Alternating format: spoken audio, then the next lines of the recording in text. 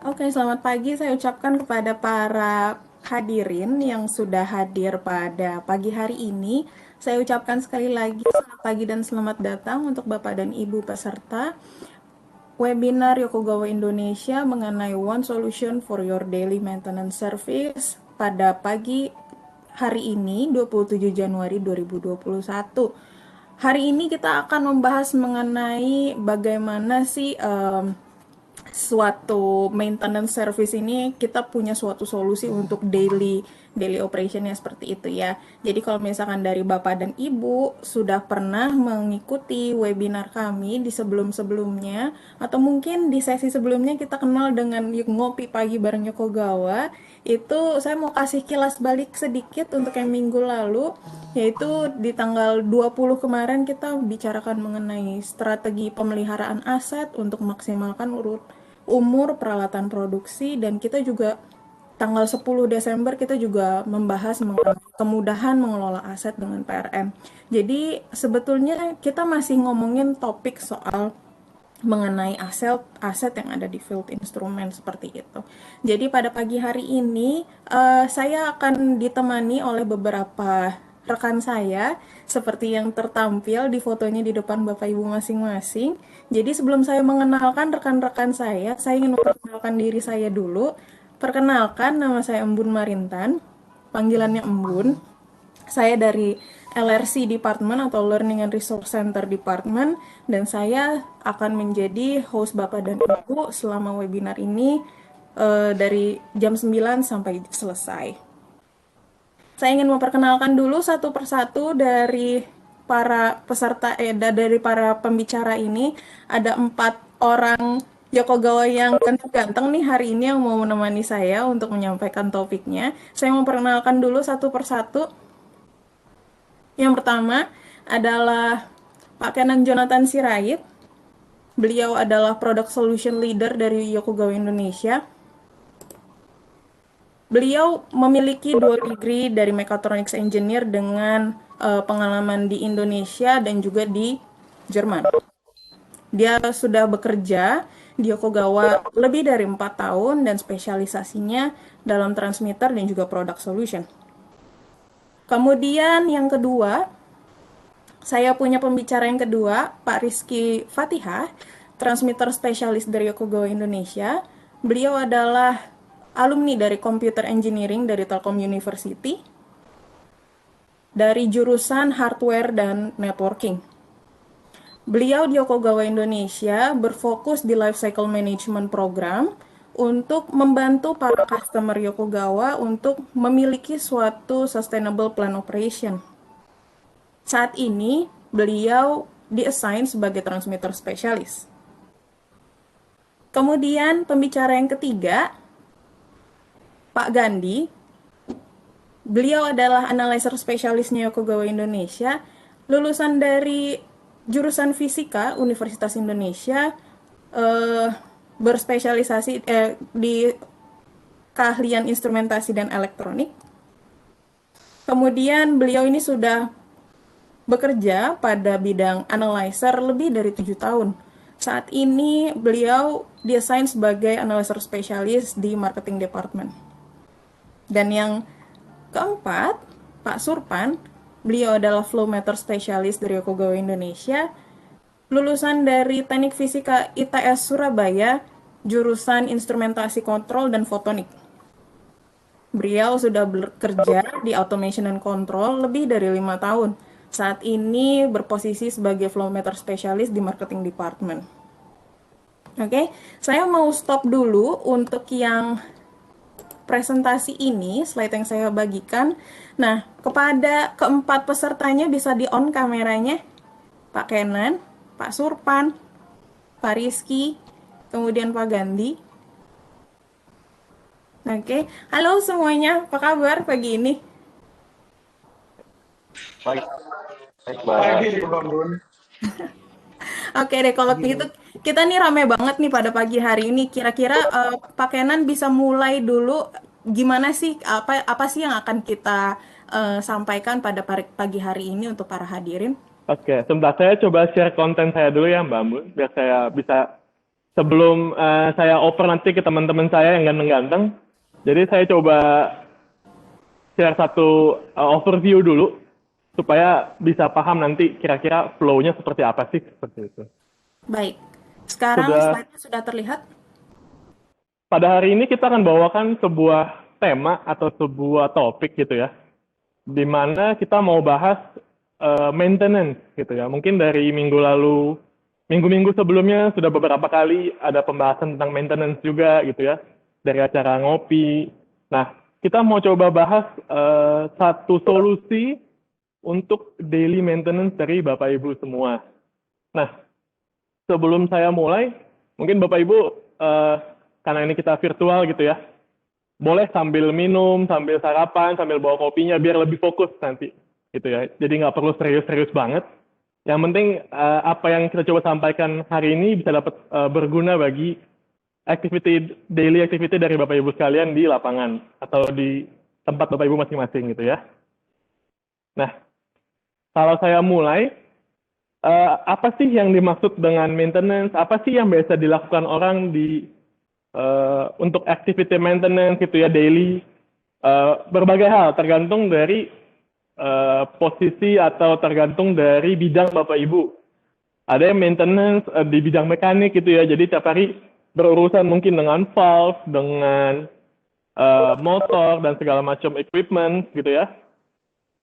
Ada juga yang berurusan dengan electronics atau IT, di mana kita mau maintain sebuah alat atau sebuah sistem, itu biasanya kalau udah kita ngomong IT pasti mereka nggak akan lepas dari sebuah laptop gitu ya. Nggak mungkin mereka kemana-mana bawanya cuma obeng dan kunci Inggris, pasti bawanya ada laptop gitu sebagai tools. Nah, setiap orang di setiap bagian pasti punya tools andalannya masing-masing seperti itu. Nah, apa sih yang mau coba bawain hari ini? Kita mau coba bawain tools apa sih yang bisa bantu Bapak Ibu untuk field maintenance setiap harinya gitu ya. Nah, kita bisa lihat di layar gitu ya. Di gambar itu kita ambil sebuah analogi sebuah pabrik, ya, Bapak Ibu ya. Nah, ada apa aja sih di pabrik? Gitu ya. Dan apa sih activity yang bisa kita lakukan di pabrik? Oh, ada yang paling simple biasanya kita harus configuration atau setup gitu ya. Misalnya kalau dari sisi instrumen itu mereka ganti tag number gitu ya, adjust measurement range dan sebagainya. Lalu ada zero adjustment, oh ini pengukurannya udah nggak nol nih, padahal nggak ada isinya misalnya tankinya. Levelnya kok nggak bacaannya nggak nol, oh saya zeroin dulu ah. Itu contoh zero adjustment. Lalu verification check, kita mau tahu apakah tools atau equipment atau instrumentasi alat ukur yang kita punya di lapangan masih bagus, masih layak digunakan atau tidak, maka kita harus melakukan verifikasi gitu ya. Apakah pengukurannya masih sesuai, masih akurat atau tidak. Lalu kalau tidak akurat gimana? Wah, berarti mesti dilakukan kalibrasi. Nah, itu jadi step-stepnya ya, dari setup, lalu kita verifikasi, baru kita kalibrasi, jika diperlukan. Nah, dari setelah kalibrasi, apa yang paling penting biasanya yang harus dilakukan setelah kalibrasi? Yaitu adalah reporting. Jadi, segala sesuatu, segala activity yang dilakukan pasti butuh reporting atau laporan gitu ya. Jadi kalau Bapak Ibu sudah selesai kalibrasi, for example, jadi kita bisa ada laporan ke bos. Oh Pak Bos, saya hari ini sudah selesai kalibrasi, tag number sekian dan sekian, gitu ya. Jadi sudah aman Pak, bisa digunakan lagi. Lalu tinggal ditanda tangan, misalnya tergantung policy dari company masing-masing, seperti itu. Nah, activity ini dilakukan untuk berbagai macam alat, berbagai macam instrumentasi yang ada di lapangan. Nah, kalau saya yakin Bapak Ibu pasti mempunyai berbagai macam brand gitu ya di lapangan. Jadi pasti nggak cuma satu brand, pasti multiple brands, pressure transmitter yang merek apa gitu ya, lalu flow meternya dan segala macamnya. Dan juga nggak hanya brand, biasanya ada berbagai macam protokol komunikasi juga. Nah, dan semua instrumentasi atau alat-alat ini pasti sudah diintegrasi dengan upper system, baik PLC, DCS, ataupun even single loop controller gitu ya. Nah, apa yang bisa kita lakukan sih setiap kita mau setup atau setiap kali kita mau melakukan setting kepada instrumen-instrumen ini, biasa kita punya alat namanya sering dikenal handheld gitu ya. Oh, saya mau ke lapangan, saya bawa satu, colok, setting, pindah lagi gitu ya. Namanya handheld. Biasanya handheld ini support satu maksimum 2 protokol biasanya. Nah, jadi kalau protokol ada lebih dari 2, gimana, Bet? Biasanya tools-nya atau handheld-nya lebih dari 1 nih.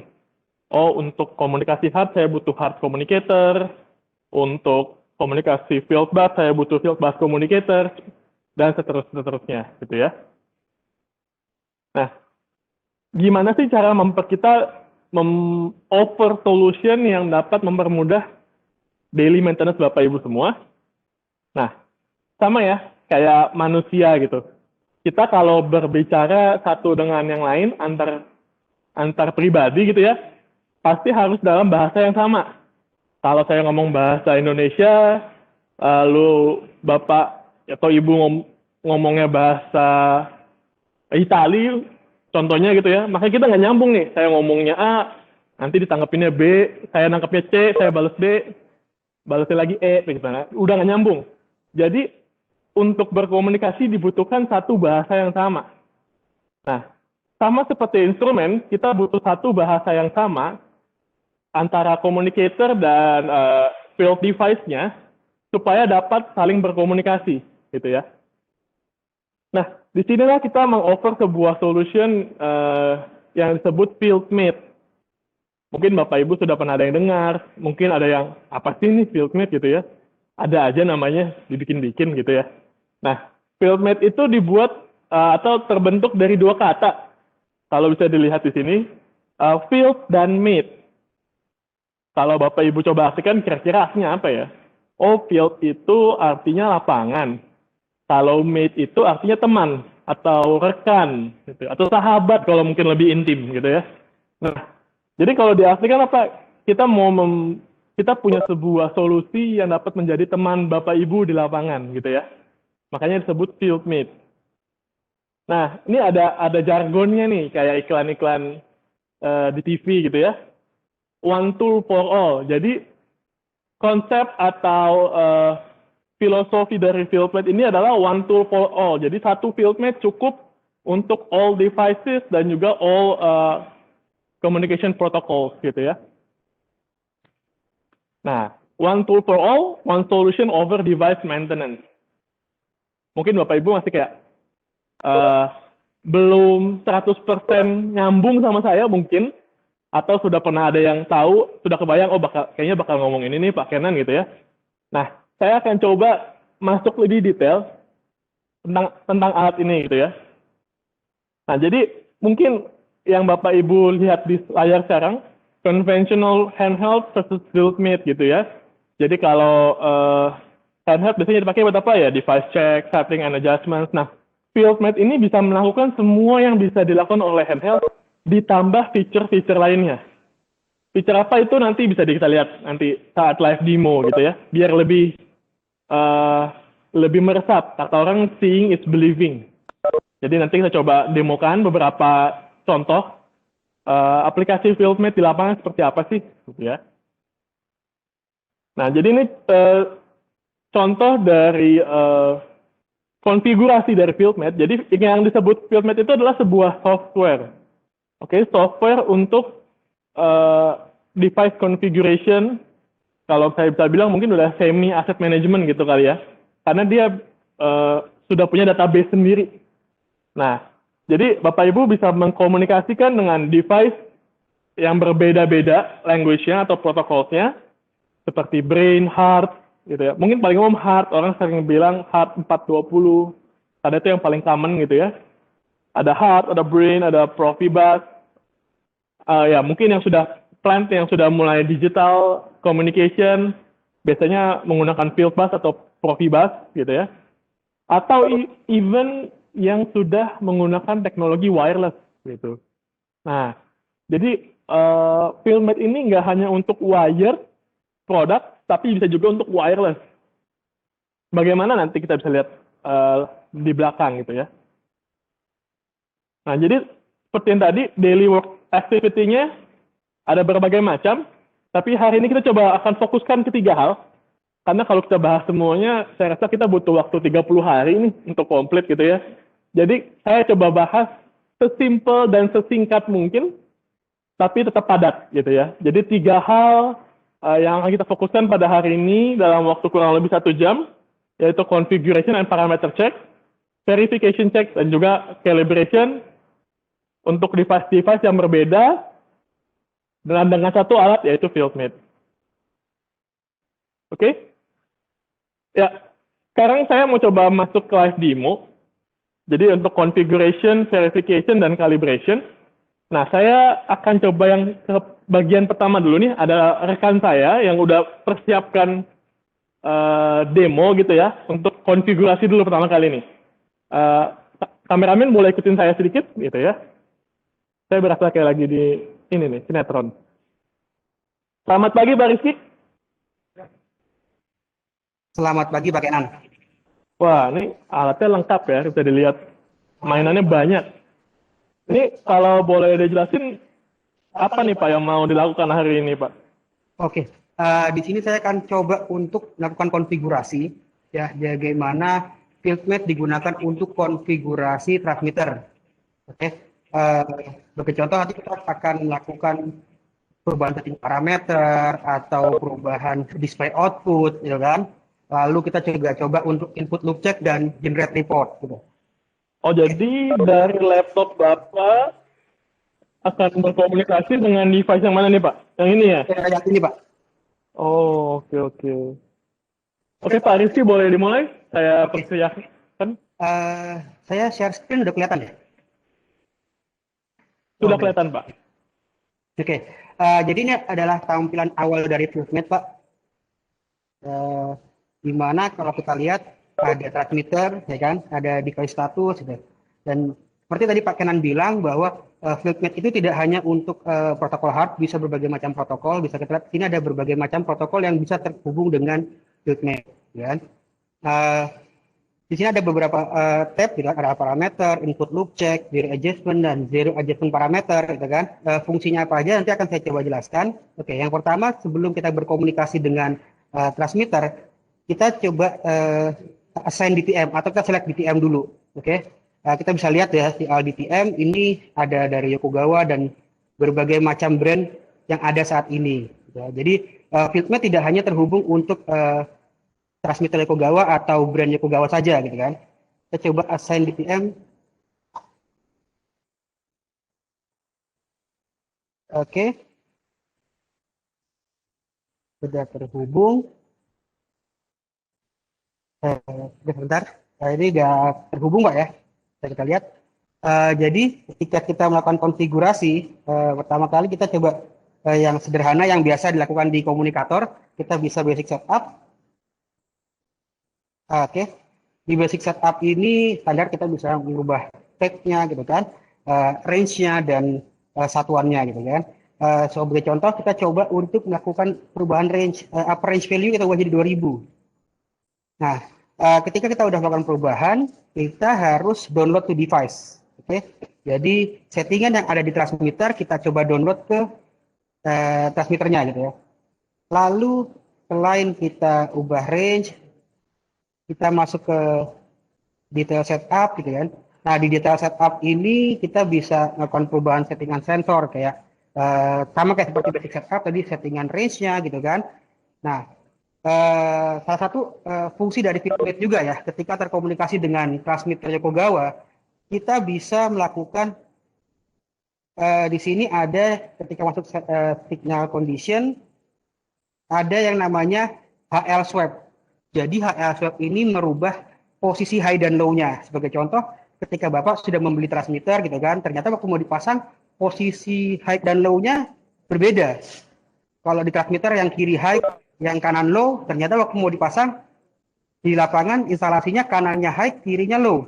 Otomatis kan kita pilihannya ubah instalasi atau beli transmitter baru, sedangkan transmitter harus segera dipasang. Kita bisa swap secara software, jadi pembacaannya kayak di swap gitu kan, otomatis nanti pembacaan posisinya akan berubah.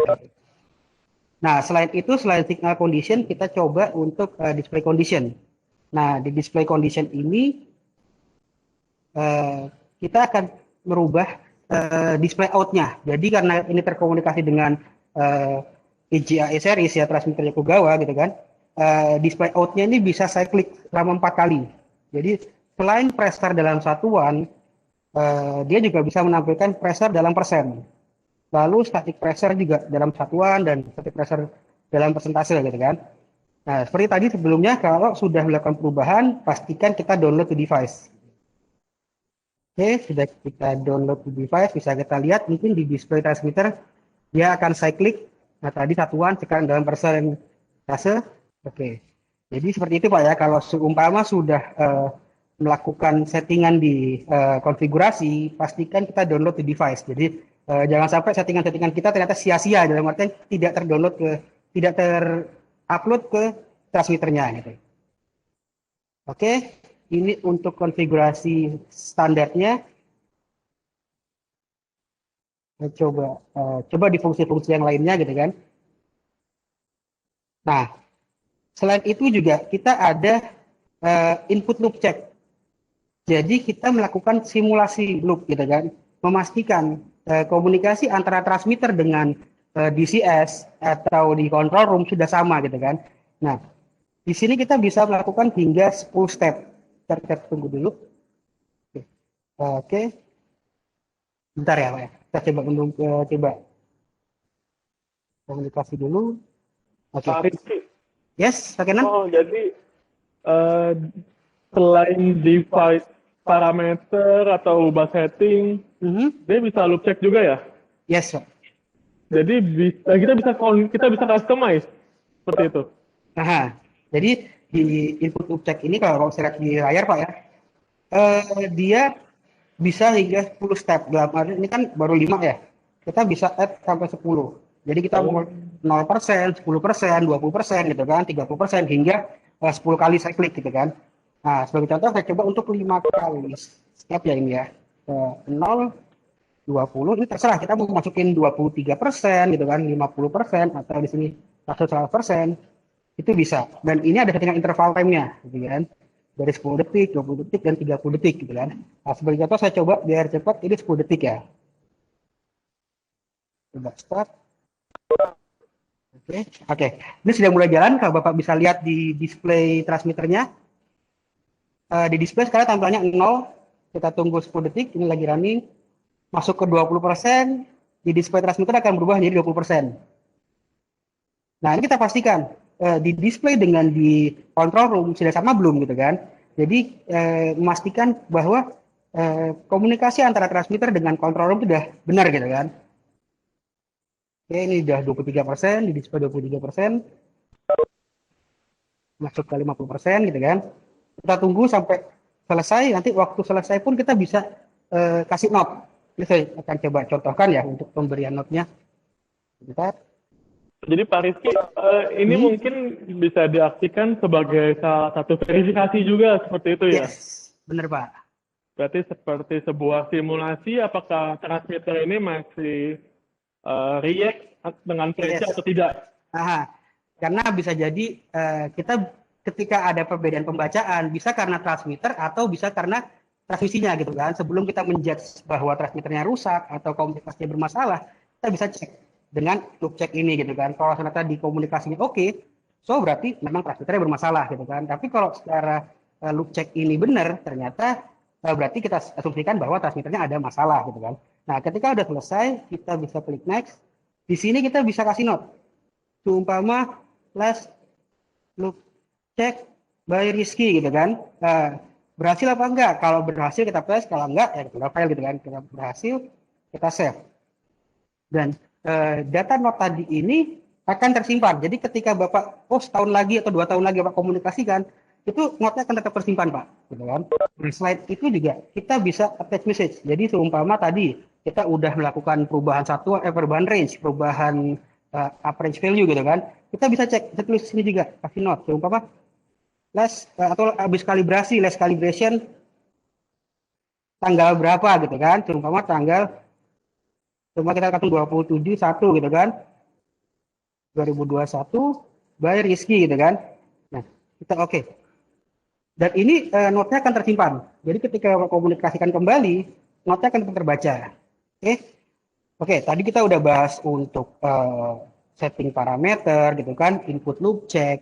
Ada salah satu fungsi yang cukup apa ya, cukup keren di FieldMap ini ya. Kita ada namanya eh, generate report. Jadi kalau kayak tadi Bapak sebelum melakukan settingan atau setelah settingan gitu kan, apa sih justifikasi kita kalau sudah melakukan perubahan tersebut gitu kan? Nah, kita bisa ngambil parameternya. Nah, ini kita klik yang all parameter, nanti dia akan loading. Saya akan coba tampilkan file dummy-nya sembari nunggu dari ini beres. Ya. Oke, ini adalah, sudah kelihatan Pak ya? Nah, ini adalah file dummy dari, ini hasil dari pengambilan parameter tadi. Jadi kita bisa baca pressure-nya gitu kan, secara persentasenya gitu kan. Biar mungkin kurang jelas ya. Saya coba jelas, saya gedein Pak ya. Oke. Nah, oke. Jadi di sini kita selain baca pressure-nya, dia bisa dalam bentuk persennya gitu kan, analog output-nya berapa, dan berbagai macam seperti kayak settingan range-nya gitu kan, bahkan bisa membaca kayak serial number-nya juga gitu kan, error-error apa aja sih yang pernah tersimpan di transmitternya gitu kan. Nah ini kayak modelnya apa gitu kan, lalu serial number-nya gitu. Oke, jadi ini bisa jadikan justifikasi kita. Ketika kita, seperti tadi Pak Kenan bilang ya, kita udah melakukan setting parameter, udah konfigurasi, apa sih justifikasi kita ke atasan kita gitu kan. Kita bisa pakai report ini gitu kan. Nah, oke, saya coba lihat apakah sudah selesai. Wah, masih mengambil datanya nih. Dan di sini selain kita generate report kayak tadi ada bentuk PDF, ini bisa dalam bentuk teks dan tabel Excel juga Pak. Dan salah satu yang lebih kerennya lagi adalah kita bisa input kop surat kita. Jadi kalau umpama perusahaan Bapak punya standar, oh setiap laporan harus ada kop suratnya. Di sini kita bisa import kop surat tadi. Jadi data yang ditampilkan sudah ada kop suratnya dan mungkin di bawahnya ada tanda tangan dari siapa gitu kan, siapa yang melakukan perubahan. Oke, ini adalah hasil dari pengambilan parameter. Kalau tadi yang saya tampilkan dalam bentuk web browser, karena nanti kalau web browser di save dalam bentuk PDF, saya akan coba contohkan untuk di save dalam bentuk model surat ada kop suratnya. Saya coba ini pakai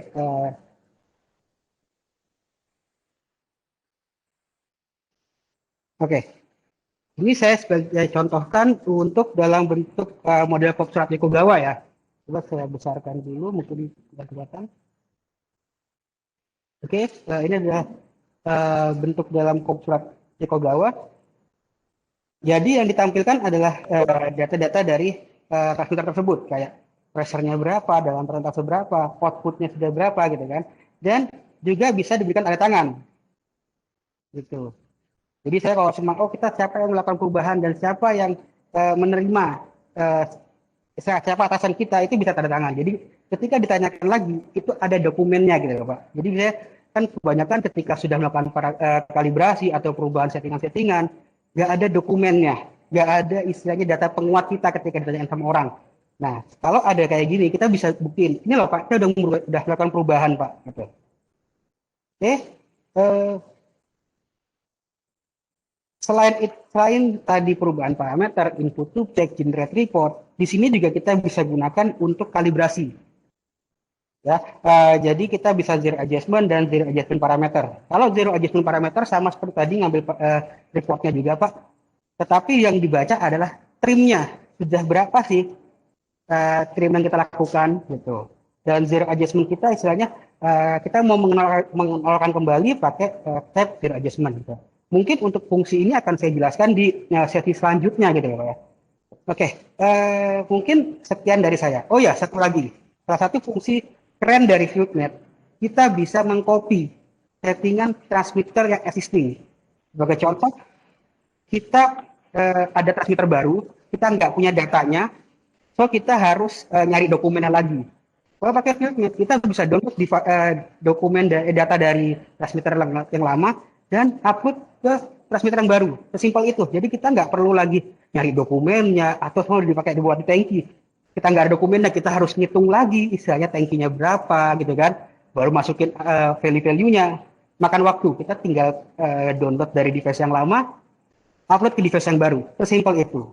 Oke, mungkin itu sih Pak untuk konfigurasi, sesi konfigurasi. Saya akan kembalikan ke Pak Kenan. Oke. Terima kasih Pak Rizky untuk penjelasan yang cukup padat ya tadi. Kira-kira overview, general summary apa yang bisa dilakukan oleh fieldmate. Kalau yang ini tadi saya belum tanya, ini protokolnya apa ya Pak? Oh, ini hard. Oh ini hard. Berarti Yes. Bapak mengkomunikasikan laptop Dengan Bapak. modem ini Pak. Oh, oke. Nah, jadi untuk komunikasi antara laptop dengan device, kita butuh modem. Dan modemnya harus sesuai dengan protokolnya. Seperti tadi kan saya coba sharingkan juga bahwa ada banyak protokolnya gitu kan. Di sini kita lihat, nah. Bentar, saya coba share. Jadi modem ini juga tidak hanya untuk produk Yokogawa ya Pak ya? Yes, jadi tadi kan saya coba sharingkan juga banyak DTM dari brand-brand lain yang ada di lapangan saat ini gitu kan. Dan seperti kita lihat di layar juga, ini tidak hanya untuk hard. Jadi berbagai macam protokol yang ada saat ini sudah tercakup oleh fieldmate. Gitu. Dengan catatan, ketika kita komunikasi antara laptop dengan device, kita perlu modem yang sesuai. Gitu, Pak. Oke. Terima kasih Pak Rizky untuk penjelasan yang sangat komprehensif. Nah, sekarang saya mau coba membawa Bapak Ibu ke teman saya yang lain nih. Jadi saya punya 3 teman yang tadi saya bilang di awal. Jadi teman saya pertama Pak Rizky sudah menjelaskan tentang fieldmate dengan mencotokkan transmitter, gitu ya. Nah, di sebelah kanan saya, Pak kameramen boleh bantu. Nah, ada dengan Pak Suppan gitu ya. Namanya bisa dilihat di sini nih. Pak Suppan. Nah, Pak Suppan ada apa nih di sini nih? Saya ke sini deh, biar nggak blocking.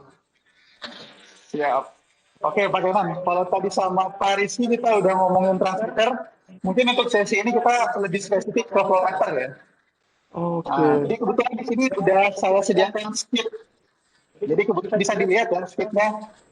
Ini kebetulan memang udah disiapin, jadi udah ada flow yang terlihat di voltmeternya. Oke, oke. Berarti ini seperti contoh mini plan gitu Pak ya? Ya, jadi ini kira-kira contoh seperti yang ada di plan. Oke, boleh lanjut Pak Suppan? Oke. Mungkin kita lihat toolnya dulu ya. Di sini ada touchpad. Saya pakai touchpad untuk connect ke Fieldmate. Jadi mungkin untuk sekedar ngingatin lagi ya bahwa sebenarnya Fieldmate ini adalah Windows based. Jadi bisa diinstal dimanapun asalkan dia Windows ya. Jadi contohnya di sini saya lagi pakai touchpad. Touchpad ini udah saya install si Fieldmate tadi. Kemudian saya menggunakan modem Fieldmate ini untuk connect ke si transmitter voltmeter tadi. Nah, jadi kebetulan sesi saya ini saya akan membawakan satu bagian dari fungsi Fieldmate itu, yaitu adalah masalah verifikasi. Mungkin sekedar untuk meluruskan terminologi, kalau sempat join seminar maupun ngopi bareng Yokogawa di minggu pertama, mungkin masih ingat dengan kawan kita dari Pak Rega sebagai host, sebagai head of workshop laboratori, itu mungkin dia mengingatkan kembali ya bahwa calibration sendiri itu kadang sering disalahartikan dengan verifikasi, bahkan juga dengan adjustment. Nah, kalau misalkan kita ingat-ingat lagi, Pak Rega udah pernah ngomong nih bahwa calibration menurut vocabulary of instrument sebenarnya adalah kegiatan membandingkan true value ya, true value dengan nilai pengukuran sebuah instrumen. Contohnya aja flowmeter. Nah, seringkali kegiatan calibration ini tidak memungkinkan. Pertama ketika kita akan melakukan calibration di set ya. Entah itu full pipe-nya tidak ada, atau mungkin bypass pipe-nya untuk si flowmeter ini tidak tersedia, atau mungkin juga si flowmeter itu terlalu besar untuk dilakukan kalibrasi. Nah, kalau kita ingat-ingat lagi, kalibrasi flowmeter sendiri itu ada 2. Kalibrasi si wet-nya, dalam hal ini adalah kalibrasi si sensornya, kemudian yang kedua adalah kalibrasi si transmitternya, atau secara dry ya. Jadi ada 2 calibration sebenarnya, secara wet dan secara dry. Nah, karena tadi yang saya bilang seringkali itu tidak memungkinkan, atau bahkan costly ya, sehingga mungkin kita bisa melakukan sebuah cara, gimana caranya untuk melakukan trik ya. Jadi kita nggak perlu sering-sering kalibrasi dengan cara melakukan verifikasi. Nah, saya akan melakukan verifikasi untuk flow meter hari ini spesifik di magnetic flow meter. Karena sebenarnya kegiatan verifikasi ini tergantung dari teknologi yang akan kita lakukan verifikasi tadi. Contohnya, mungkin bisa dilihat di sini ada dua flow meter ya. Yang pertama ini adalah magnetic flow meter, ini adalah volumetric. Kemudian yang di belakangnya sini ada Coriolis flow meter. Sebelah yang bentuknya seperti U ini. Nah, kedua flow meter ini secara fungsi dan secara teknologi pengukurannya itu berbeda. Sehingga ketika kita akan melakukan verifikasi pun juga caranya berbeda. Kalau mungkin bisa disorot di transmitternya ya. Kalau disorot di transmitternya mungkin bisa kelihatan dengan jelas bahwa untuk magnetik dia akan melakukan pengukuran secara volumetrik, satuannya meter kubik per hour. Sementara yang di belakangnya ini adalah Coriolis, satuannya dalam mass flow. Jadi selain masanya kilogram per hour, dia juga akan melakukan pengukuran density-nya. Di sini density-nya yang terbaca sekitar 989 kg per meter kubik dengan temperaturnya di 21,3 derajat Celcius. Jadi kira-kira seperti itu. Nah, yang akan kita lakukan di sini adalah kita akan melakukan verifikasi karena filmet saya ini sekarang udah terkonek dengan magnetic flow meter yang di depan ini, transmitter magnetic flow meter. Jadi saya akan coba melakukan verifikasi, membandingkan ya fungsi dan kerja dari si magnetic flow meter ini ketika pertama kali dikalibrasi di factory. Nah, jadi sebenarnya kegiatan verifikasi yang dilakukan filmet adalah pertama, dia ada standar verifikasi. Jadi standar verifikasi ini si magnetic flow meter akan melakukan pengecekan fungsinya secara internal dengan keadaan ketika pertama kali dikalibrasi di factory.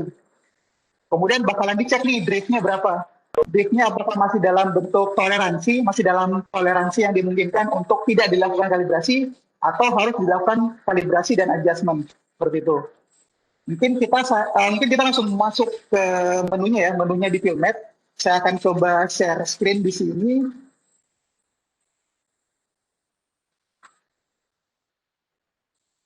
Oke. Nah, sekarang udah terlihat di layar ya. Nah, sama seperti Paris sih sebenarnya tampilan menunya di sini bisa dicek bahwa di sini adalah kebetulan menggunakan komunikasinya hard juga.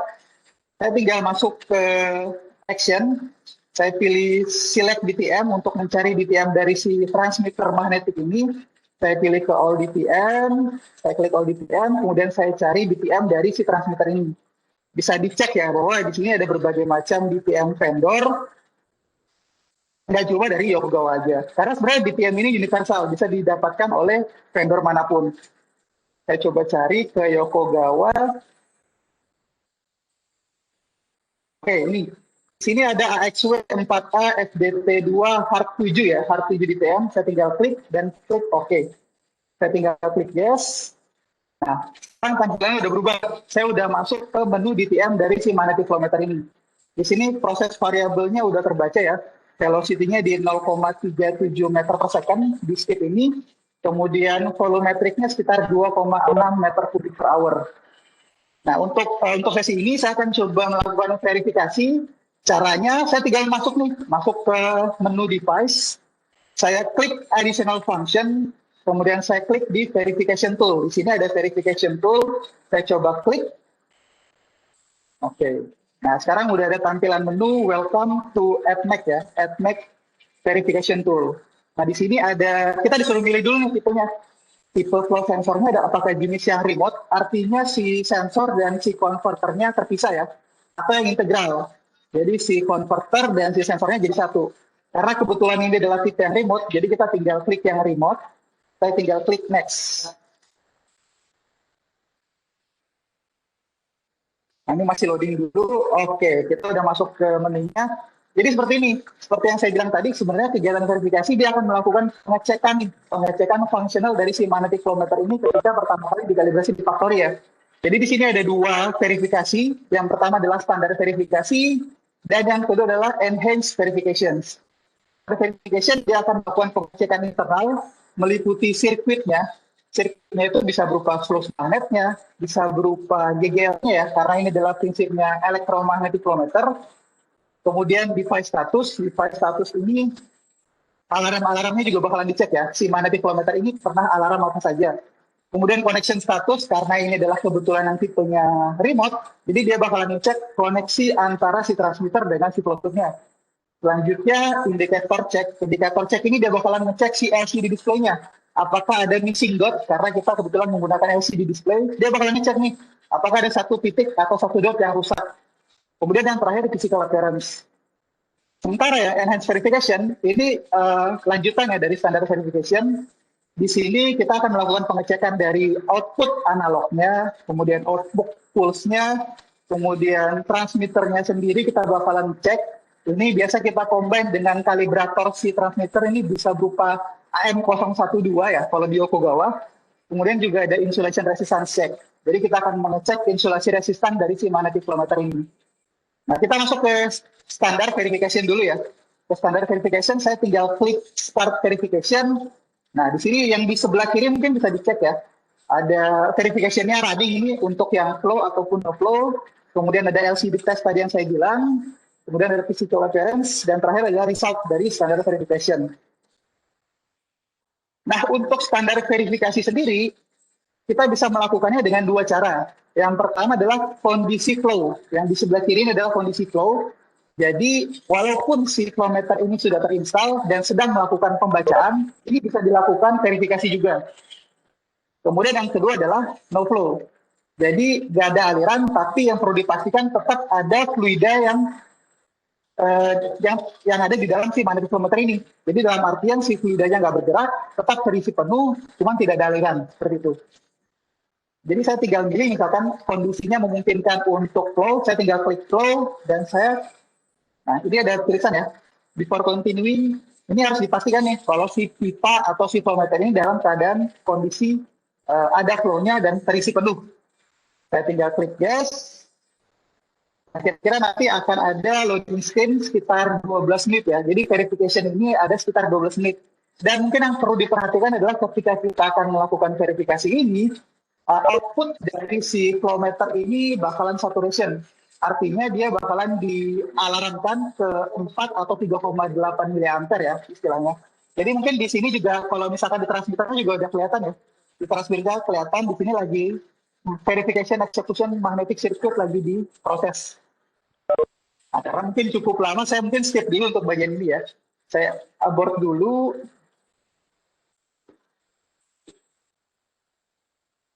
Oke, mungkin kita balik ke tab berikutnya.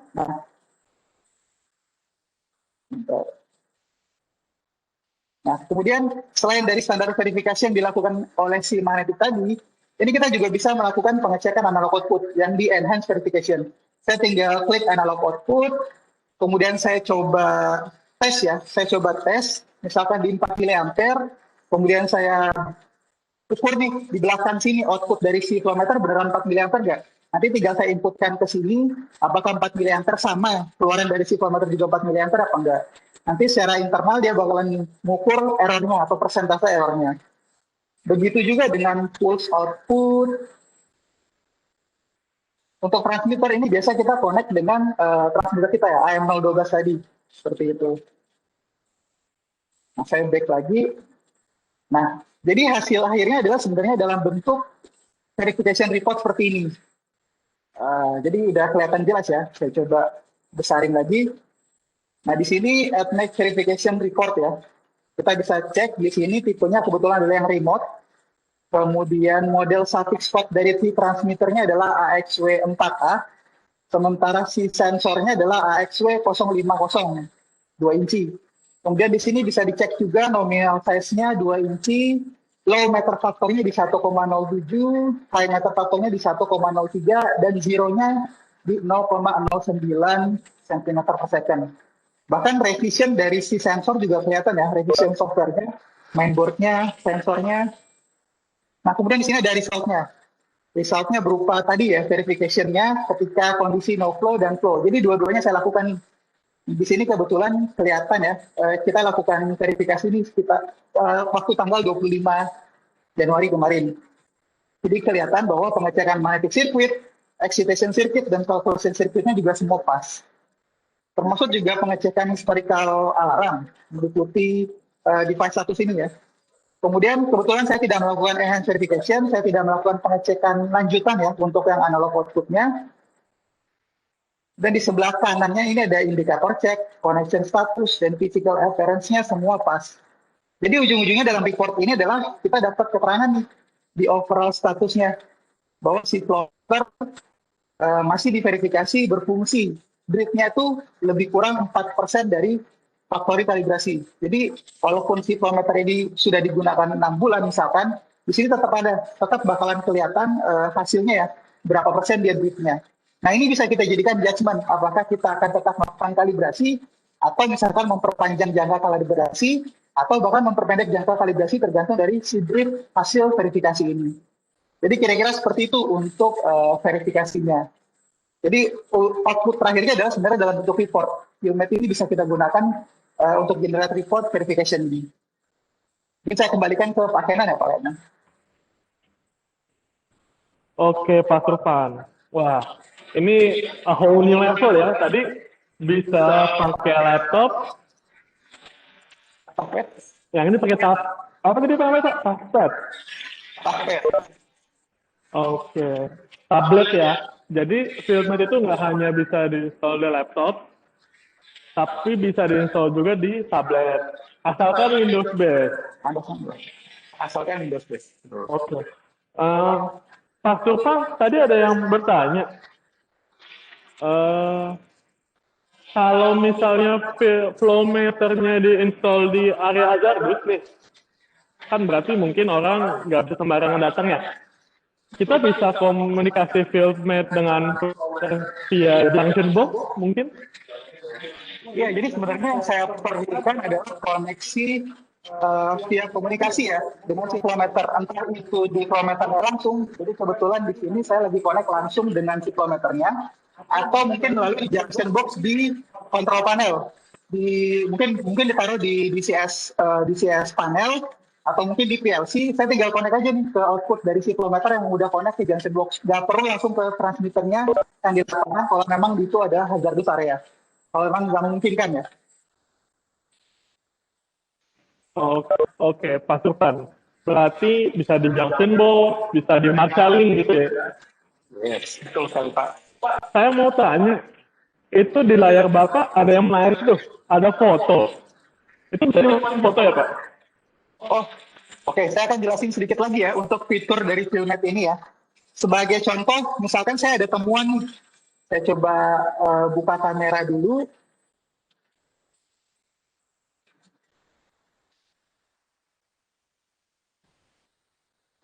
Nah, mungkin di sini mungkin ada contoh ya. Oh, ternyata blind plugnya lagi hilang satu nih. Saya coba ambil foto.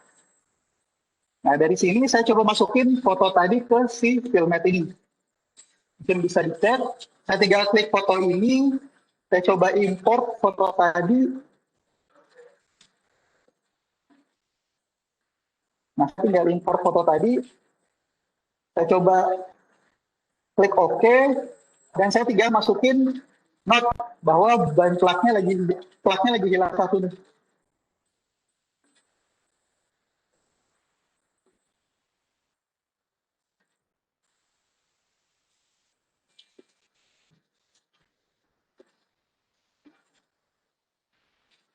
Nah, jadi kira-kira seperti itu. Bahwa ada temuan di lapangan. Jadi temuan tadi bisa kita foto, kemudian kita masukin sebagai note di FieldMap. Oke, jadi itu mungkin salah satu advantage ya? Ya, betul sekali Pak. Oke, terima kasih Pak Surpan buat penjelasan dan demo yang sangat menarik ya. Dengan tablet dan bisa upload foto, take notes gitu ya. Nah, karena waktu juga kita nggak terlalu banyak nih, saya mau ke teman saya yang terakhir, yaitu ada Pak Gandhi. Kita boleh sini. Selamat pagi Pak Gandhi. Selamat pagi Pak Kenan. Wah, kalau di sini beda lagi ya. Nggak ada modemnya nih saya lihat nih. Yes. Dan alatnya juga beda. Ini apa nih Pak? Oke, kalau di sini, kalau bisa kita lihat di sini liquid analyzer ya. Jadi yang kami tampilkan di sini pH analyzer. Tadi kalau misalkan Pak Rizky sudah bagaimana cara konfigurasi, kemudian Pak Sultan bagaimana caranya verifikasi. Untuk sampaikan bagaimana sih kalau misalkan kita mau ingin kalibrasi gitu ya. Seperti itu Pak Kenan. Nah, untuk lebih detailnya langsung saja di sini ada alat-alatnya. Jadi ini adalah pH sensor ya. Jadi pH sensor ini yang misalkan Bapak Ibu sudah mungkin banyak terpasang di lapangan. Jadi kasusnya kalau misalkan pH sensor itu kalau sensor itu masih analog, dia kalau misalkan di lapangan dia harus dikalibrasi langsung di transmitternya. Sedangkan kalau misalkan pH digital itu kita bisa kalibrasi dengan menggunakan bantuan FieldMatch. Bagaimana caranya? Di sini kita bisa lihat di sini ada pH sensornya. Kemudian di sini ada Bluetooth adapter. Oke, ada Bluetooth adapter dan di sini ada kita nyebutnya SA11 adapter. Nah, yang perlu kita lakukan adalah ini bisa kita taruh di lab ataupun di ruang maintenance. Jadi sensor yang terpasang di lapangan itu bisa kita copot. Oke, kita bisa copot, kita masukkan ke alat ini. Jadi kita tinggal koneksikan normal saja, koneksi biasa. Jadi kita masukkan seperti ini, kita kencangkan. Lalu di sini akan saya share screen tampilan dari FieldMatch-nya. Oke. Jadi kalau misalkan Bapak Ibu lihat di sini, kalau yang tadi untuk work selection yang di bagian FieldMatch Pak Survan dan juga Pak Rizky itu masuknya ke device configuration untuk transmitter dan juga meter. Untuk analyzer, untuk liquid analyzer di sini ada kotak yang lain lagi. Ini setting and calibration of analyzer. Flexa 402 itu konverter kami yang ada di sini dan juga ada SA11 itu ada adapter yang kami maksud tadi ini. Jadi kita bisa masuk settingan sini. Oke, kita next. Oke. Dan sini kita bisa lihat ternyata FieldMatch ini bisa komunikasi dengan Flexa 402 si konverternya dan juga dengan SA11 yang ada di sini. Yang Flexa 402 di sini ada beberapa cara ya. Jadi kalau misalnya kita lihat di sini ada Flexa 402 bisa dengan Bluetooth. Jadi artinya kita bisa komunikasi FieldMatch dengan Flexa 402 dan memanfaatkan Bluetooth. Kemudian dengan menggunakan serial RS485 dan juga Ethernet. Dan yang terakhir di sini SA11 Bluetooth yang sekarang kami konfigurasikan. Jadi kita bisa pilih, kita masuk ke sini. Itu sudah saya setting sebelumnya, jadi tinggal kita start. Oke, di sini jadi komunikasinya dengan menggunakan Bluetooth ya, berbeda dengan tadi Pak Rizky yang menggunakan modem, kemudian menggunakan USB connector. Kalau di sini komunikasi antara PC yang terinstall FieldMatch dengan interface box yang ada di sini itu adalah Bluetooth. Jadi kita bisa lihat di sini. Oke, ini sudah mulai terbaca ya. Ini sudah mulai terbaca. Ini ada note-nya juga. Jadi kalau misalkan tadi Pak Rizky dan Pak Survan sudah memasukkan note, di sini saya juga masukkan note. Ini biar nggak kaku di sini. Jadi kalau misalnya kita lihat di sini ada beberapa tampilan. Oke. Jadi di sini ada tampilan pH-nya itu sendiri. Jadi ini online ya, Bapak Ibu sekalian. Ini pH yang terbaca si sensor dari sensor sini. Apabila Bapak Ibu sekalian sudah familiar dengan pH, di situ dia sebenarnya integrated dengan temperatur elemen. Makanya dia bisa mengukur temperatur di sini. 20 derajat Celcius dan juga dalam hal ini sensor kami juga sudah bisa mengukur ORP sekaligus. Jadi makanya di sini ada nilai ORP-nya. Lalu di sini ada beberapa fungsi yang lainnya. Cuma memang akan kami fokuskan di kalibrasi ya. Jadi kita bisa masuk ke kalibrasi. Di sini ada pilihan yang mau kalibrasi pH, ORP ataupun RH. Kita coba kalibrasi pH. Di sini ada beberapa pilihannya. Kita bisa klik sesuai kebutuhan ya. Jadi bisa manual calibration, automatic calibration untuk pH-nya dan juga temperatur calibration. Kita coba manual calibration. Nah ini ada beberapa poin ya. Jadi kalau misalkan sama seperti kita menggunakan transmitter Flexa 402 di sini. Ini kita bisa beberapa pilihan. Kita punya beberapa pilihan, yaitu untuk 1 point, jadi cukup 1 buffer saja. Kemudian 2 buffer, 2 point, dan juga 3 point. ITP, isothermal thermal point, ataupun menggunakan dua buffer yang lainnya. Jadi total di sini dia ada 3 poin. Jadi kalau misalkan contoh kita mau masukkan 1 point saja ya. Jadi kita pilih manual 0 1 point. Kita start. Nah ini yang terbaca di sensornya. Yang perlu kita lakukan adalah nanti, jadi kalau misalkan di sini dia ada cap-nya ya. Jadi cap-nya ini sebenarnya supaya si pH sensornya tetap lembab. Kalau misalkan nanti ketika kita melakukan kalibrasi, kita tinggal masukkan ke buffernya. Cuma karena terbatasnya waktu, nggak memungkinkan kita melakukan kalibrasi secara penuh ya di sini. Jadi artinya nanti tinggal kita masukkan buffer, biasa itu pH buffer yang netral itu 7, lalu bisa menuju yang ke asam 4, ataupun yang basah 9 ataupun 10. Jadi di situ setelah kalibrasi selesai, semua bisa data tersimpan di sensornya. Jadi kalau misalkan kalibrasi semuanya sudah selesai dilakukan di sini, nanti kita bisa generate report sama halnya seperti yang Pak Surpan ya, Pak Surpan dan juga Pak Rizky tadi, kita bisa generate report yang ada di FieldMap ini. Nah setelah kita melakukan kalibrasi, di sini juga kita punya beberapa fungsi yang lainnya ya. Jadi mungkin di sini agak koneksinya ya, bentar.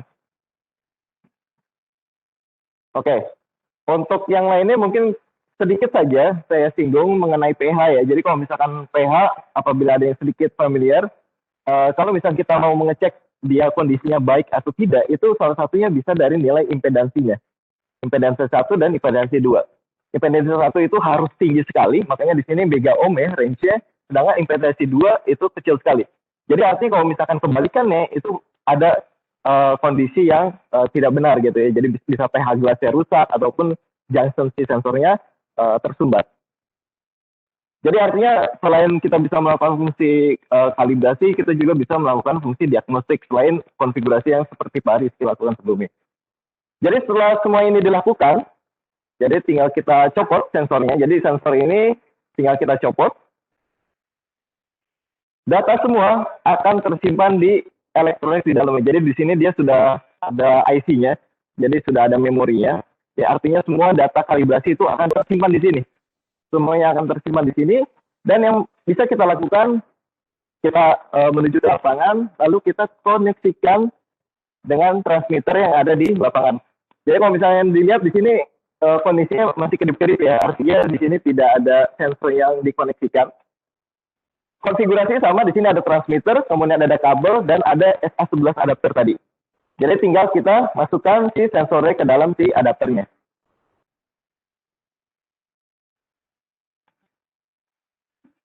Oke, kita masukkan seperti ini. Kita tunggu dia sampai baca. Oke, sudah mulai terbaca. Oke. Nah, ini adalah tampilan ketika si sensornya sudah terbaca secara sempurna.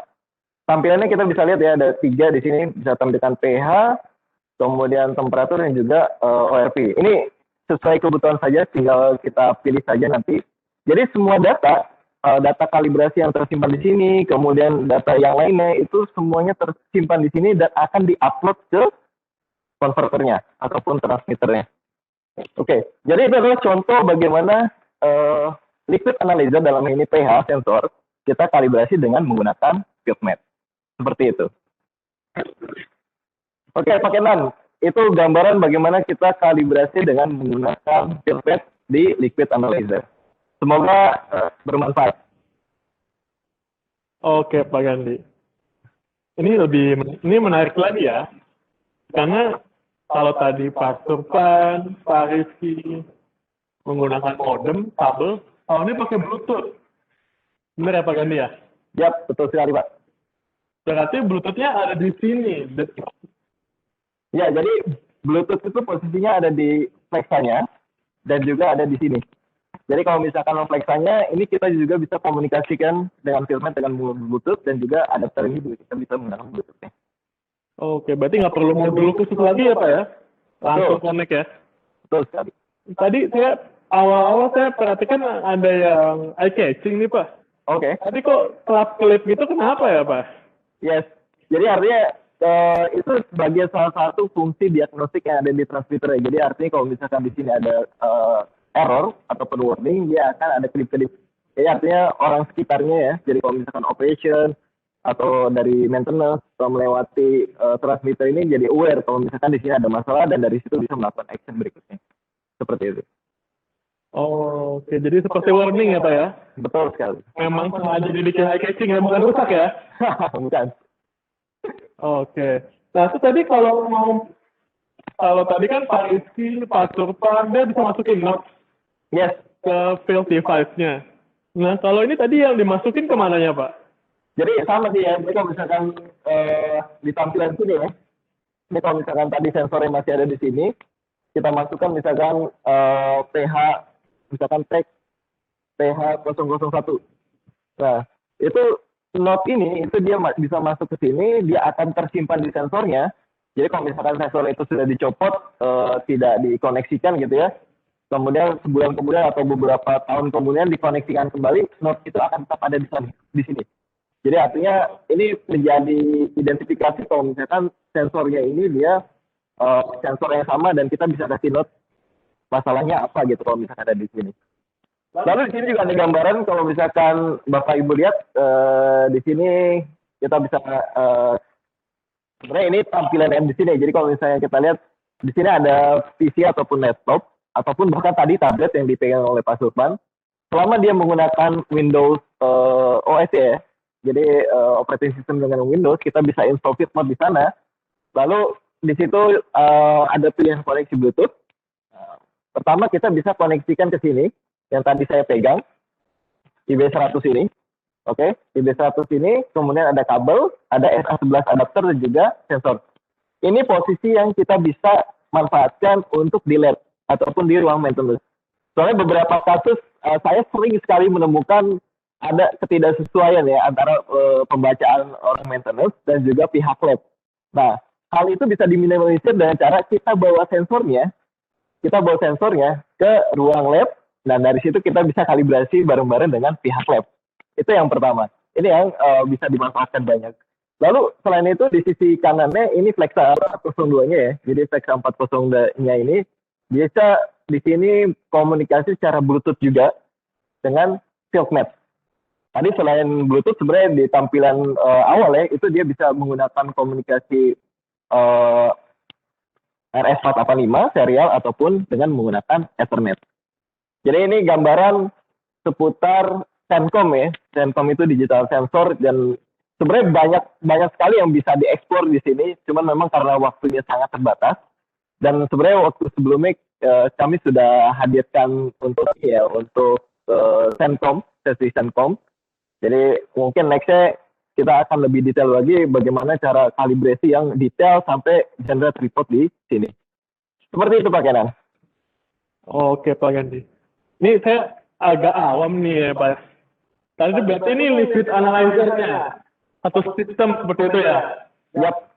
Berarti fungsinya untuk menganalisis liquid lah ya. Kalau gas beda namanya lagi. Nah, sensor apa aja sih Pak yang bisa dikoneksikan di sini Pak? Saya lihat ada kotak juga nih, apa nih? Oke, jadi kalau misalnya kita lihat di sini ada BA11 Axis Junction Box ya. Jadi kalau Axis Junction Box ini dia dengan bantuan ini kita bisa koneksikan satu Flexa ini ke 5 sensor. Jadi 5 sensor yang bisa dikomunikasikan itu adalah sensor digital ya. Kalau misalkan sensor digital di Yokogawa itu trademarknya adalah si Sencom tadi. Jadi kalau Sencom adalah digital sensor. Digital sensor yang ada di Yokogawa kami punya pH dan juga conductivity. Jadi artinya dengan menggunakan alat ini, jadi kalau misalnya kita bongkar di alat ini ya, di transmitternya dia ada 2 slot modul. Modul pertama kita bisa komunikasi ke junction box ini. Nah dari junction box ini kita bisa connect ke 4 sensor pH ataupun conductivity. Kemudian yang di modul kedua kita bisa komunikasikan 1 sensor, baik itu pH ataupun conductivity. Jadi total itu akan ada 5 sensor ya, pH ataupun conductivity connect ke dalam Flexa 402. Jadi artinya di sini benefitnya banyak sekali. Jadi cukup dengan satu transmitter ataupun converter ini, dia bisa digunakan untuk 5 tech measurement, baik itu pH ataupun conductivity. Dan selain itu juga kita bisa menggunakan untuk sensor analog yang lain ya, baik itu inductive conductivity maupun di stok oksigen. Jadi banyak sekali yang bisa kita manfaatkan dengan menggunakan VEX 402 ini. Seperti itu Pak Kenan. Oke, Pak Gandhi. Berarti kalau saya ulang lagi, sedikit ya Pak.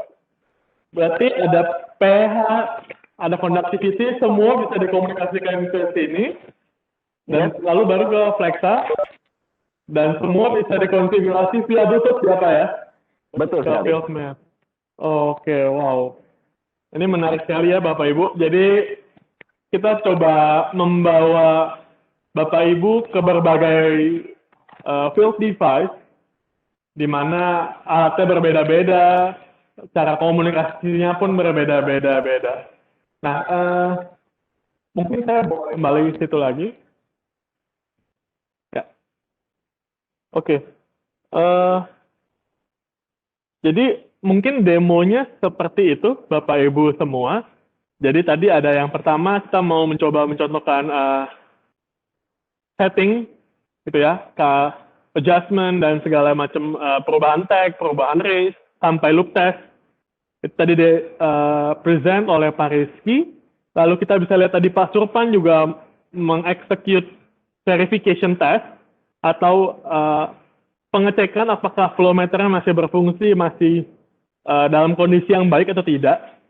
Dan tadi Pak Surpan juga menggunakan tablet, jadi FieldMate ini nggak hanya bisa digunakan di laptop, jadi dia bisa diinstal even di tablet, asalkan syaratnya satu, yaitu Windows based gitu ya. Lalu tadi tabletnya pun sudah X-proof, jadi bisa dipakai dan bisa digunakan di area-area yang hazardous area gitu ya. Lalu tadi ketiga ada Pak Gandhi yang mendemokan liquid analyzer-nya, yaitu juga pH sensor dikoneksikan dengan flexa yang adalah konverternya, lalu dikomunikasikan ke FieldMate via Bluetooth gitu ya. Jadi nggak perlu modem, nggak perlu kabel, tinggal buka laptop, connect Bluetooth, and then there we go. Nah, saya udah ada beberapa pertanyaan tadi.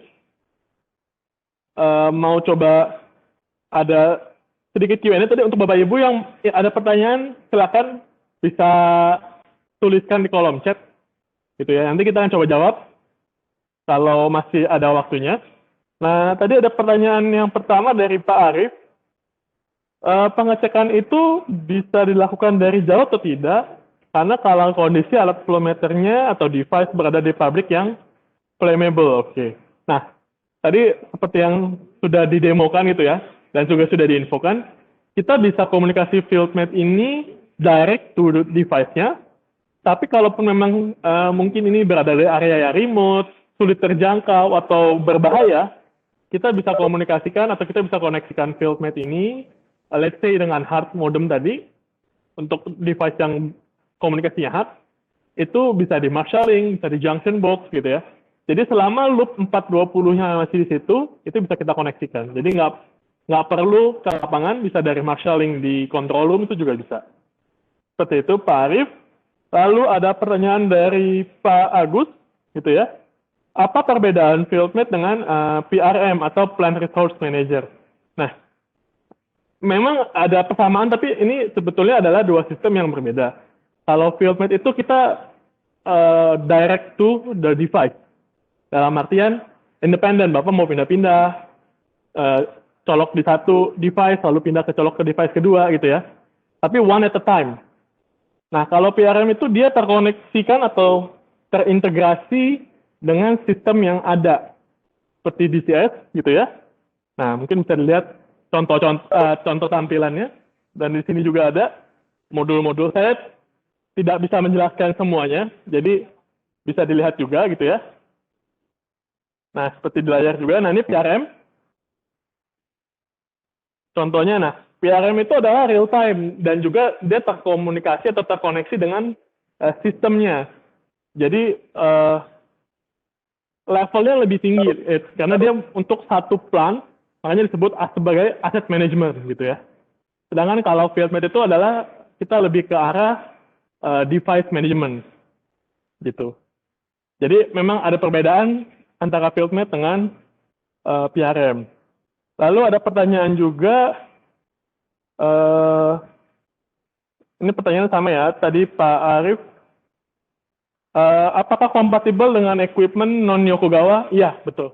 Jadi FieldMate ini tidak hanya untuk equipment atau field device atau instrumentasi Yokogawa, tapi bisa dikomunikasikan ke berbagai macam brand, asalkan menggunakan protokol yang sama. Seperti tadi saya bilang di awal, kalau kita bahasanya nggak sama, maka kita nggak akan bisa berkomunikasi gitu ya, sama seperti manusia.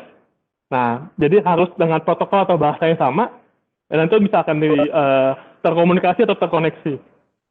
Lalu ada pertanyaan, tadi sama ya, ada pertanyaan dari Bapak atau Ibu Herlin itu ya, tadi apakah bisa berkomunikasi dengan transmitter model Yokogawa yang lama? Bisa. Seperti sama ya, jadi mau Yokogawa model lama, mau brand lain, asalkan protokolnya sama, itu bisa komunikasi. Gitu. Mungkin, jadi kita mempunyai memang solusinya berbagai macam ya, ada FieldMate, lalu kalau mau yang lebih enhance, ada nanti PRM gitu, asset management yang nanti mungkin next bisa kita bawakan topiknya untuk lebih detail, karena hari ini kita akan fokus ke FieldMate gitu ya.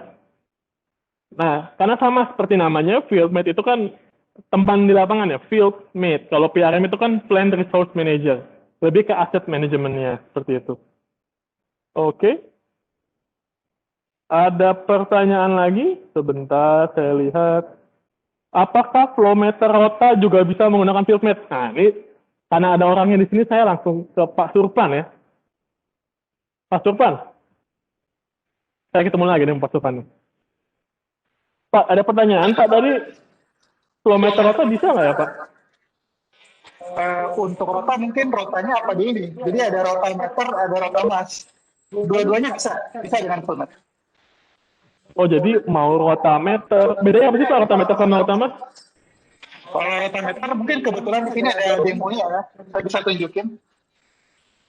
Nah, jadi ini adalah rotameter atau variabel meter. Ada yang bentuknya elektronik juga ya. Jadi udah keluarin output dalam bentuk hard. Komunikasinya juga dalam bentuk hard. Jadi kita bisa langsung connect melalui FieldMate. Kemudian yang di belakang sini mungkin rotamas, jadi juga bisa connect melalui FieldMate. Di sini ada transmitternya. Jadi saya tinggal pindahin komunikasi si FieldMate ini ke belakangnya si transmitternya si rotamas ini. Atau mungkin di junction box-nya juga nggak masalah seperti itu. Oke, Pak Surpan. Jadi mau rotameter, mau rotamas. Jadi kalau rotameter ini tadi variabel area ya? Yes, ini lebih cenderung variabel area meter untuk teknologinya variabel area meter. Jadi sebenarnya kalau orang bilang rota itu sebenarnya brand Yokogawa ya? Yes, jadi rota itu cenderung ke brand ya. Kalau misalkan dilihat di sini ada floating elemennya, jadi emang ini purely mechanical. Oke, berarti kalau rotamas itu yang Coriolis. Rotamas itu yang Coriolis. Oke, dan semua bisa dikomunikasikan dengan FieldMate. Betul, semuanya baik rotameter ataupun rotamas bisa dikomunikasikan dengan FieldMate. Oke. Dan sekali lagi yang mungkin saya butuh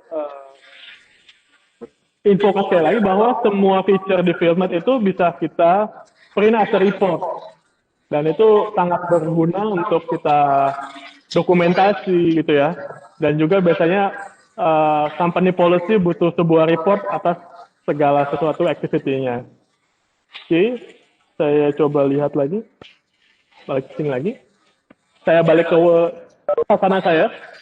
Oke, ada lagi satu lagi pertanyaan, apakah bisa melakukan simulation loop test gitu ya untuk mungkin device yang berjenis 4-wire bisa. Jadi mau 2-wire bisa, mau 4-wire bisa.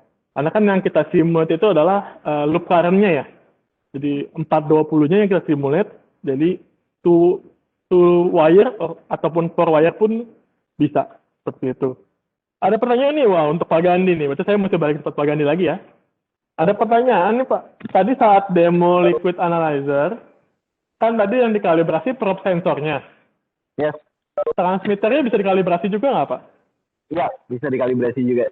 Jadi artinya, karena tadi di Flex 402 ini, transmitternya, dia bisa komunikasi via Bluetooth dengan laptop, Jadi artinya tidak hanya sensor ya. Jadi artinya kalau misalkan kita komunikasinya tadi FitMate konfigurasinya yang ada di laptop, kemudian ke Bluetooth ya si Flexa 402, Flexa 402 ini nanti connect ke sensornya, oke?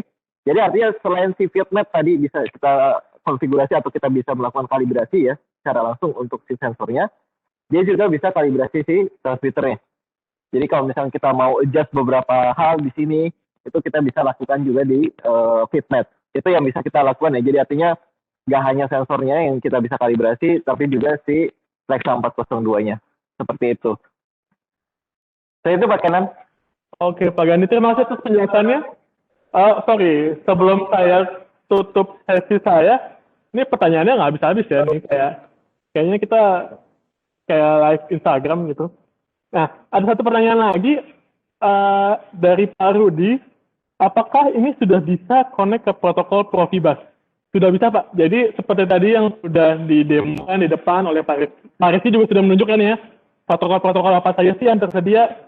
Jadi mulai dari ya yang paling umum seperti HART gitu ya, lalu Brain, ada kalau sudah yang ke digital ada Fieldbus, Profibus pun bisa. Tadi Pak Gandhi dengan Bluetooth, lalu juga terakhir adalah dengan wireless pun bisa. Jadi Fieldbus ini sudah compatible untuk berbagai macam protokol yang umum yang ada di market saat ini. Mungkin sekian dari saya. Terima kasih Bapak Ibu. Saya kembalikan ke Ibu Embun. Halo, selamat siang. Saya kembali lagi. Terima kasih banyak atas paparannya yang sangat menarik dan juga field demonya atas keempat presenter kita pada pagi hari ini. Saya juga ingin mengucapkan terima kasih banyak atas partisipasinya yang sangat aktif dari masing-masing hadirin yang sudah hadir pada webinar kami. Sudah kita tiba saatnya di penghujung acara kita, Bapak dan Ibu, sebelumnya. Jadi saya mau share dulu mengenai hal-hal yang perlu kita ketahui bersama. Jadi kalau misalkan Bapak dan Ibu yang ada di sini ingin mengetahui lebih lanjut mengenai produk-produk kami lebih tepatnya lagi untuk mengenai Fieldmate, bisa kontak kami di www.yokogawa.com/id. Ini adalah website kami, Yokogawa Indonesia.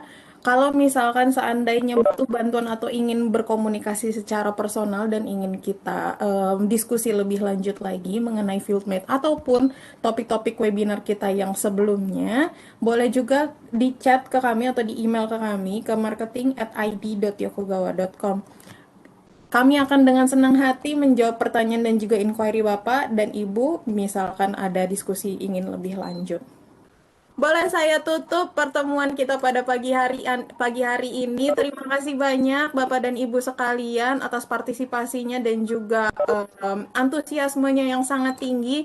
Pantau terus sosial media kami di Yokogawa Indonesia, PT Yokogawa Indonesia, website di yokogawa.com/id. Kita juga ada di LinkedIn, di Instagram, sama ada di Facebook. Nanti untuk ngopi tanggal 10 Februari dan tanggal 24 Februari, jauh-jauh hari sebelum itu nanti link pendaftarannya akan kami submit di social media kami. Jadi jangan lupa untuk stay tune di social media kami. Oke, saya tutup pertemuan kita pada pagi hari menjelang siang ini. Terima kasih, sampai jumpa, sehat-sehat semuanya. Terima kasih, sampai jumpa. Terima kasih Bapak Ibu.